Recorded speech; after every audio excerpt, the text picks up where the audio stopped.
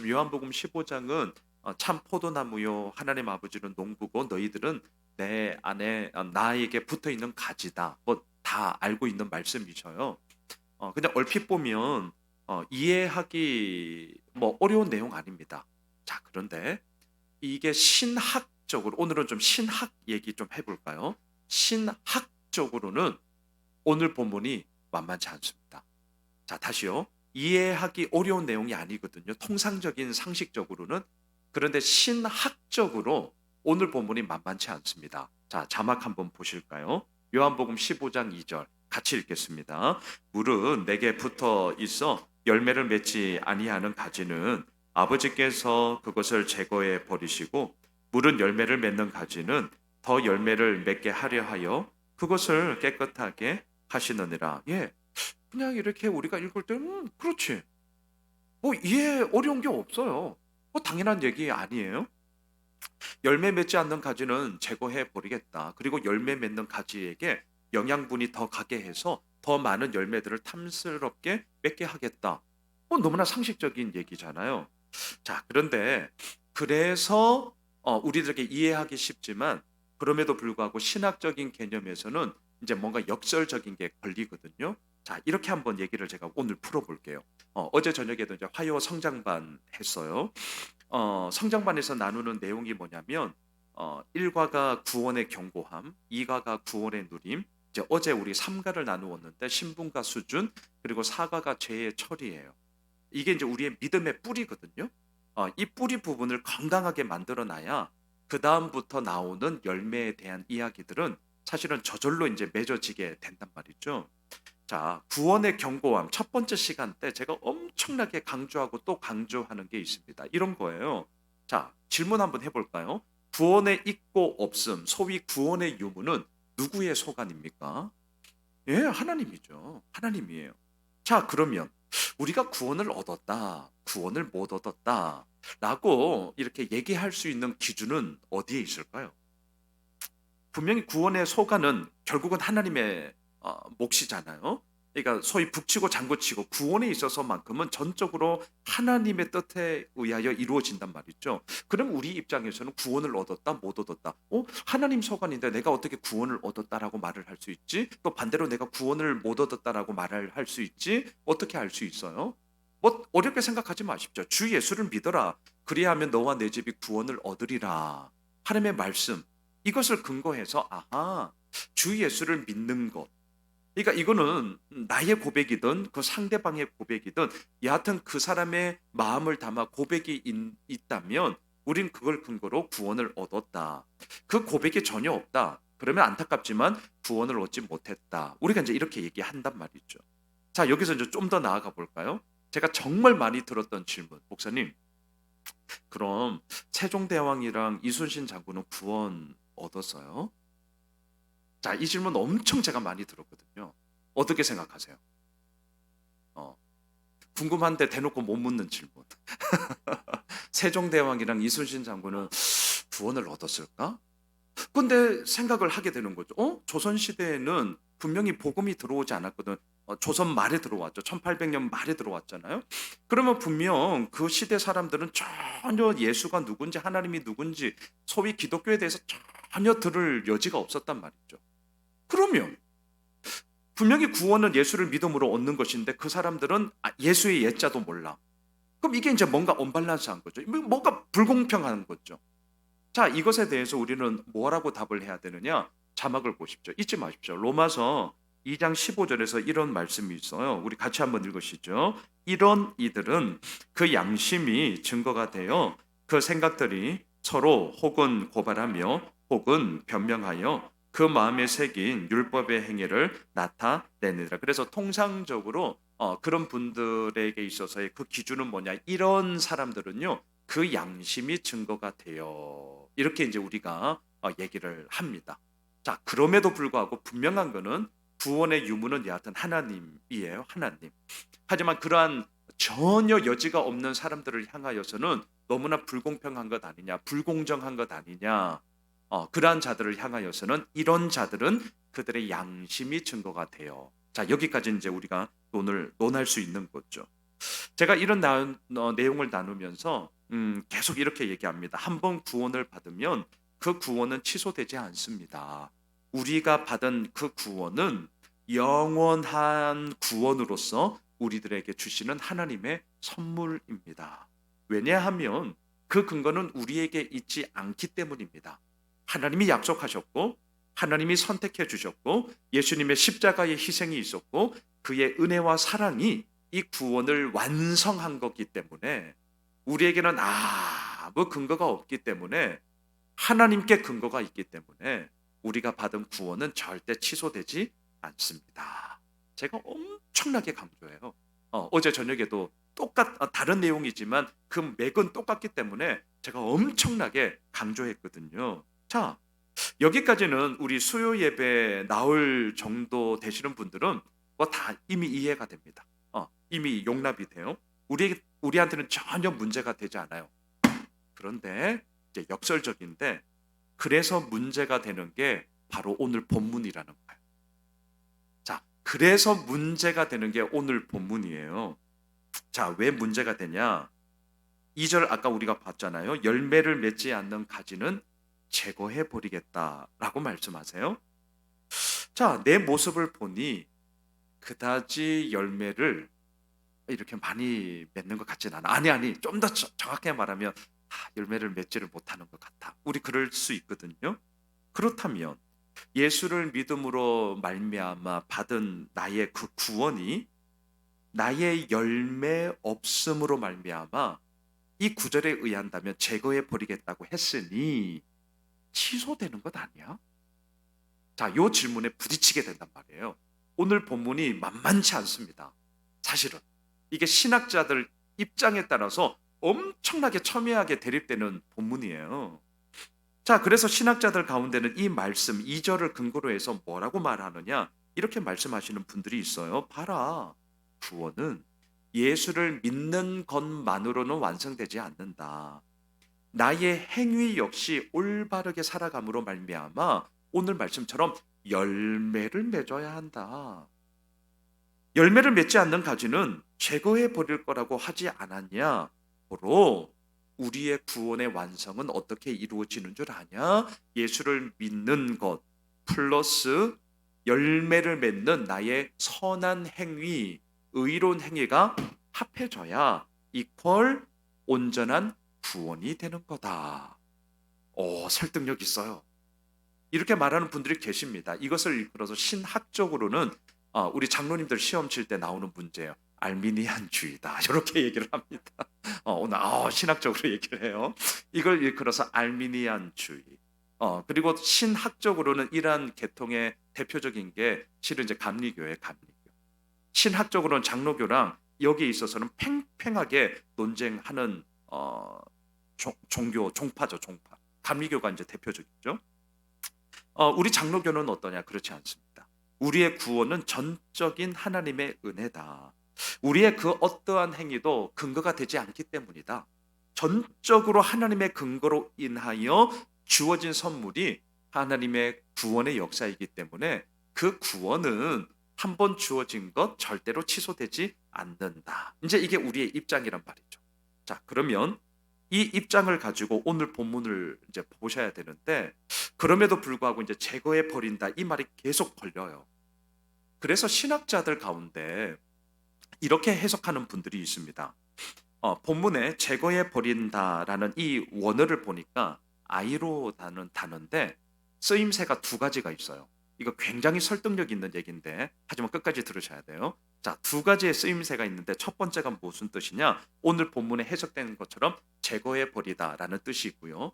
이제 두 번째 뜻이 있는데 들어 올리다라는 뜻을 갖고 있어요. 하나는 제거해 버리다, 또 하나는 들어 올리다. 그래서 어떤 학자들은 뭐라고 얘기하냐면 오늘 본문의 이 원어를 제거해 버린다라는 것으로 해석하면 안 된다라는 거예요. 이 가지를 들어 올린다라는 것으로 해석해야 한다라고 말씀하시는 분들이 계십니다. 왜 이렇게 말하냐면 이스라엘의 농사법을 보면 가지가 땅으로 이렇게 축 처질 수 있잖아요. 그러면 이 가지를 이렇게 들어 올리는 거죠. 왜? 햇볕을 더 잘 봐야 되고 이렇게 들어 올림으로 말미암아 이 가지 역시 열매를 맺을 수 있기 때문이에요. 자, 그러면 여러분 이렇게 해석을 하면 이제 어떤 의미가 되냐면 위로의 메시지가 됩니다. 자, 다시요. 제거해 버릴 거야. 심판의 메시지잖아요. 근데 이 가지를 들어 올릴 거야. 왜? 열매를 그 가지도 맺게 하기 위해서 위로의 메시지가 돼요. 우리에게 부담스럽지가 않아요. 오히려 더 매끈하게 우리의 구원의 질문에 대해서 오히려 답을 주는 것처럼 보여요. 그런데 제가 성경을 읽을 때 늘 말씀드리는 거, 한 구절만 딱 떼어서 보시면 위험할 수가 있습니다. 앞뒤 전후 문맥 전체의 흐름을 쭉 보셔야 해요. 그러면 오늘 이 본문의 전체 문맥의 흐름은 뭐냐? 자막을 보세요. 15장 6절을 보시면 명확하게 나오는데 같이 읽겠습니다. 사람이 내 안에 거하지 아니하면 가지처럼 밖에 버려져 마르나니 사람들이 그것을 모아다가 불에 던져 사르느니라. 오늘 본문의 전체 문맥은요, 심판입니다. 단연코 심판. 열매 맺지 않는 가지 밖에 버릴 거다. 제거해 버릴 거다. 불에 던져 버릴 거다. 엄중한 심판의 메시지입니다. 고로 제거해 버리다라는 이 단어를 들어 올리다라는 단어로 바꾸는 것에 있어서는 저는 개인적으로 동의하지 않습니다. 들어 올리다라는 의미가 되면 엄청나게 위로의 메시지가 돼 완전히 문맥이 달라지거든요. 그럼 이제 답으로 한번 들어가 보시죠. 그럼 우리는 이 말씀을 어떻게 해석해야 되냐? 무게 중심을 제거해 버리겠다라는 것에 두시면 안 되고요. 그 앞부분에 있는데 붙어 있어 열매를 맺지 아니하는 가지. 자, 요 앞부분에 무게 중심을 두셔야 돼요. 자, 붙어 있는데 열매를 맺지 아니하는 가지라는 거잖아요. 이 말을 우리가 이렇게 바꿀 수 있습니다. 믿는 사람이 아니라 믿는 척 하는 사람이다. 자, 요거예요. 요게 오늘 본문의 핵심입니다. 다시요. 열매를 맺지 아니하는 가지는 누구를 얘기하느냐?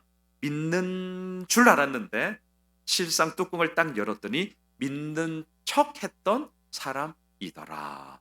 자, 요게 오늘 본문의 핵심입니다. 여러분, 우리가 받은 구원은 결코 취소되지 않습니다. 한 번 받은 구원은 영원해요. 왜냐? 잊지 말아 주십시오. 그 구원의 근거는 나에게 있는 것이 아니라 전적으로 하나님께 있기 때문입니다. 전적으로. 그 하나님은 영원하시고 그 하나님은 실수하지 않으시고 그 하나님은 취소하지 않으시고 그 하나님은 끝까지 그 구원의 역사를 이루어 가시는 분이기 때문에 한 번 받은 구원은 절대 취소되지 않습니다. 근데 문제는 뭐냐? 나무에 붙어 있는 것처럼 보였는데 막상 뚜껑을 딱 열어보았더니 그렇지 않더라는 거예요. 열매가 없더라는 거예요. 왜냐? 믿는 줄 알았는데 그게 아니었어요. 믿는 척하는 가지였다는 거죠. 이게 오늘 본문의 핵심입니다. 자, 요한복음 13장을 보면 붙어 있는데 열매를 맺지 않은 그런 가지가 나옵니다. 그가 누구냐? 가룟 유다인데 자막을 보십시오. 요한복음 13장 30절 우리 같이 읽을까요? 유다가 그 조각을 받고 곧 나가니 밤 이러라. 우리가 이미 묵상했던 말씀이 있죠. 가룟 유다는 제자 중에 한 사람이었잖아요. 제자는 누굽니까? 모든 것을 내버려 두고 예수님을 따르겠다고 전적으로 헌신했던 자들 있죠. 3년간 예수님과 함께 모든 시간을 동고동락했던 자들 있죠. 그 누가 봐도 포도나무 되시는 예수님께 딱 붙어 있는 가지란 말이죠. 그런데 뚜껑을 딱 열었어요. 이게 웬일이죠? 열매를 맺지 못하는 가지가 있었습니다. 다시 말하면 믿는 사람이 아니라 믿는 척하는 사람이 있었습니다. 그게 누구냐? 가룟 유다였고요. 그 가룟 유다의 끝은 어떠하였냐? 떡 조각을 받고 나가니 밤 이러라.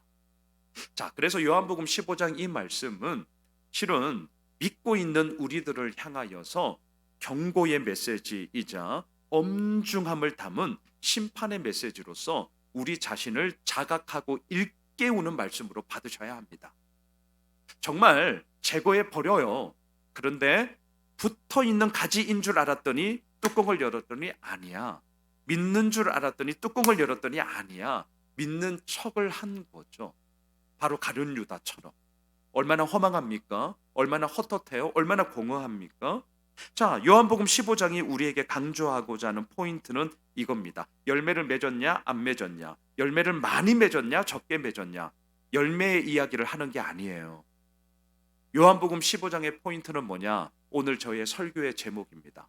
홀로 서기가 아니라 붙어 서기를 하라는 거죠. 이겁니다. 15장의 핵심은 이거. 이거 잊지 말아주세요. 붙어 서기, 붙어 서기, 붙어 서기. 예수님이 이렇게 말씀하세요. 자막을 보십시오. 15장 4절, 내 안에 거하라, 나도 너희 안에 거하리라. 가지가 포도나무에 붙어 있지 아니하면 스스로 열매를 맺을 수 없음 같이 너희도 내 안에 있지 아니하면 그러하리라. 자, 순서를 잘 보셔야 됩니다. 뒤에 나오는 게 열매예요. 뒤에 나왔다는 것은 결과죠. 그렇다면 그 결과를 도출하기까지 시작점이 있는데 그게 뭐죠? 내 안에 거하라. 내 안에 붙어 있어라. 바로 여기에서 승부가 난다는 겁니다. 여기에 승부처가 있어. 그런데 우리 눈에 보이는 것은 열매의 이야기이다 보니까 열매를 맺었냐, 안 맺었냐, 많이 맺었냐, 적게 맺었냐, 좋은 걸 맺었냐, 나쁜 걸 맺었냐, 온통 열매의 이야기로 사람을 재단하고 평가해버리고 피드백하고 그래서 다 끝내버린다는 거죠. 하지만 그러시면 안 됩니다. 잊지 말아 주십시오. 우리의 승부처는 어디냐? 오늘 요것만 기억하세요. 붙어서기. 가시면서 박수를 치세요. 이렇게 그러면서 붙어서기. 이거 진짜 잊지 말아주세요. 우리의 모든 승부처는 여기 있습니다. 여기. 이것만 되면 뒤에 나오는 열매의 이야기는 저는 확신합니다. 참 포도나무이신 예수님께 우리가 붙어서 있고요. 오늘 1절을 제가 읽지는 않았지만 농부이신 하나님이 아버지가 그냥 내버려 두시겠냐고요. 절대 그럴 리 없습니다. 예, 농부이신 하나님과 참 포도나무이신 예수 그리스도 앞에 내가 온전히 붙어 있으면 열매의 이야기는 저절로 맺혀지는 것이고 저절로 이루어지는 것이죠. 자, 그래서 마지막 15장 5절 읽고 제가 마무리하겠습니다. 같이 읽겠습니다. 나는 포도나무요 너희는 가지라. 그가 내 안에 내가 그 안에 거하면 사람이 열매를 많이 맺나니 나를 떠나서는 너희가 아무것도 할 수 없습니다. 그렇습니다. 이런 구절을 보실 때 너무 뒤쪽에 결론에 빨리 가지 마십시오. 오히려 앞쪽에 온 힘을 다하셔야 됩니다. 그가 내 안에 내가 그 안에 있으면 사람이 열매를 많이 맺는다. 우리 많이 맺기를 원하잖아요. 그 이유는 딱 하나. 오늘 진짜 잊지 말아주세요. 집에 가면서 이거 하셔야 됩니다. 사람들 많은 데서 이러시면 놀라니까 혼자 가시면서 이렇게 붙어서기. 오늘 잊지 말아주십시오. 홀로서기, 붙어서기. 붙어서기를 할 때에 하나님께서 우리에게 맺어주시는 열매의 이야기가 과연 어떠한 열매로 나올 것인지 기대하면서 우리는 나아갈 수 있는 것이죠. 말씀을 정리하겠습니다. 오늘도 우리가 싸워야 할 것, 우리가 오늘도 집중해야 할 것, 예수님 안에 거하고 있느냐, 거하지 않느냐. 홀로서기 노, 붙어서기. 남들은 모를 수 있어요. 하지만 하나님은 아십니다. 나는 알아요. 바라기는 오늘 이 말씀 앞에 또 우리가 함께 믿음의 여정의 걸음들을 나아갈 때에 더더욱 붙어서 주님 앞에 또 붙어서기를 하고요. 또한 그 가운데서 이루어 나가시는 주님의 귀한 열매의 이야기들을 함께 나누게 되는 우리 모두가 되길 주님의 이름으로 축복합니다.